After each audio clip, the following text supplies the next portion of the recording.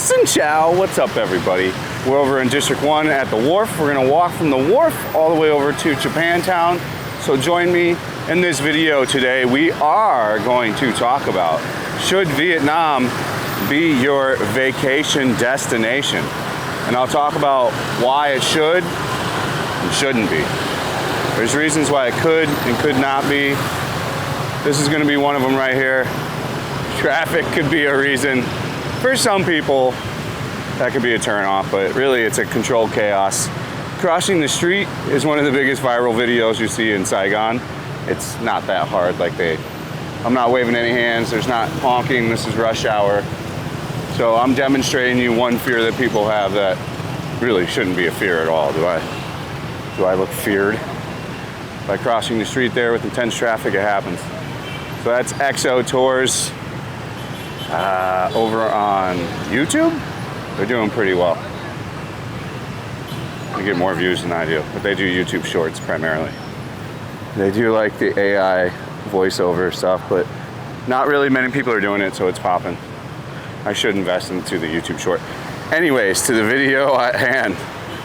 If you're watching this video, you're most likely looking up to go to Thailand, Cambodia, Vietnam, other parts in Southeast Asia. I'm gonna break this down pretty concise and pretty simple. If you're a guy that like mongers and wants to buy girls for their services in the full way, in a bunch, in a lot, all over, frequently, Thailand's definitely going to be, just off that alone, Thailand's going to be your number one bet right there.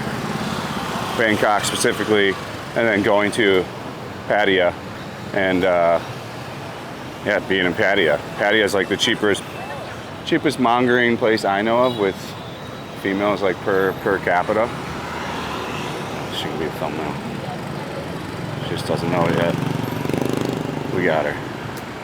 We got some phenomenal thumbnails by just taking our time and really looking around.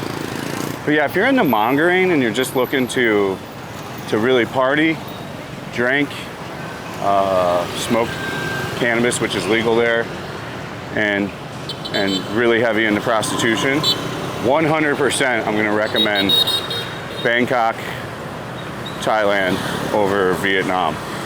If you need more modern stuff, if you need access to like malls, more Western style food, a more Western in general area, less trash on the ground, a better transportation system, you know, you're going to want to be going to Bangkok as well. I really think Vietnam is more for the explorer. I think it's more a slow traveler's paradise as well.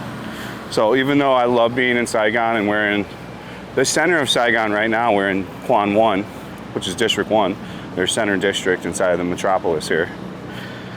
But you know, I think Saigon lends to a very, and all of Vietnam lends to a very slow travel approach. You don't have to be in a hurry. You know, if you have the time to come here for a month and do your vacation over a month period of time, that is going to be your best bet to do it. You know, come here. Again, these things all vary on different situations, how long I'd stay in each place. If I am a guy that really likes to see things, likes to see key landmarks in countries and really visually see it all and explore and all that stuff, you're going to want to only be in Saigon for 2, 3, or 4 days. And then go to like Nha Trang for 3 or 4 days, and Vung Tau for 2 or 3 days, and Hanoi for 3 or 4 days, Sapa for 3 or 4 days, you know, Hai Long, Hai Phong if you want to go do all that. Everything I see on that's pretty overrated. I think the Hai Phong, Hai Long experience, like driving that, one of the greatest roads, which, you know, you can't even really drive it in a nice motorcycle. I get it all, but it's definitely one of the experiences that I've seen visually that have the most amount of like other foreigners. So if you're looking for that kind of like, you know, hanging out with a bunch of other foreigners, going on a tour and doing that together, you can do that. But I think my approach to that would definitely not be that in a tour group and do that by myself. But I'd recommend you get a decent bike, something 250 or bigger. I'd probably even want like a dirt bike or a motard. Something split in between. Not like the little 125, 150 they rent. So If you didn't know, I stream on Kick.com. This is one of my actually famous streaming positions. I've been streaming here for the past about 8 months. And ever since I started streaming here, everybody comes and get their photos taken. I kind of made this place like a viral photo area. You'll see these girls like taking pictures all the time, and they have no choice but to come here because I made it so viral. But it has become like one of the hottest spots for taking photos. So I think there's definitely a huge explorer aspect to Vietnam, as well as I know there is to Thailand, but it's going to be more gritty and more round around the corners in Vietnam. There's going to be less rules, less regulation, I would tend to say. You know, there's going to be less tourists, there's going to be less expats. I think it's going to be more of a raw adventure. It's going to be more rough around the edges. There's less English barrier here. You know, there's so many things here that are so different that it's pretty crazy. So I mean, I'm like turned away. This chick's looking good today. You gotta always turn the camera. A couple of these are looking good. She got a black thong on. God. Hottest red light district in the world. I've been to them all. No, I'm joking. I've been to some of them. So back to the continued point at hand. In my opinion, I really think, you know, Thailand's more traveled, Bangkok's more traveled. It's more set up for Western. It's easier. It's more English-speaking people. It's on easy mode. It's set up for mongering. If you like marijuana, can you do all that stuff here? Yes. I mean, we're in the mongering area right now. But yeah, can you do all that stuff here? Yes. And then let's get down the brass knuckles. Are you like a single guy trying to find a girl for a girlfriend or wife? You know, I'm gonna choose Vietnam over Thailand every time for that. Are you a couple traveling together and looking to do couple adventure stuff? I'm gonna pick Vietnam as well. Thailand's just as good to do all kinds of adventure stuff. I've looked into it. There's lots of stuff to do out there, and like waterfalls and all that stuff, and mountains to climb and all that jazz, I'm sure. So, you know, if you're, I really think other people that might not like Vietnam are somebody that's like really overweight, somebody that's like 400 or 500 pounds, 350 bigger, somebody that's really big and it's hard to get around. I think you would have a better option in Bangkok. There's more aircon, it's more transportation for you to get around on. And if you're like disabled, so like in a wheelchair or crippled or anything like that, or have some kind of like medical problem, I'm gonna have to go with, again, Bangkok. So they all have their differences. And you know, I think there's a lot to see in Vietnam. I'm gonna do another video on what I would really do on my first few travels to, look at this girl, on my first few travels to Vietnam. And I'll try to give different options. I'm gonna try to specifically focus on videos for each group. So like a 10-minute video on what I would do if I was a couple, you know, a 10-minute video I would do if I'm a guy in my 20s to 30s, 40s to 50s, like even different age ranges, because I think that even changes it up surprisingly on what I would do. So let me know what you think in the comment section. Like, you tell me what you think in the comment section. Maybe today, darling. You're looking good today, darling. I use their words back. It's always funny. But you let me know in the comment section. We're going to continue to do about another 5 minutes of dialogue, but you let me know in the comment section what you think. Where would you choose? Would you recommend people come here for their first Southeast Asia experience? You know, is Vietnam right for everybody?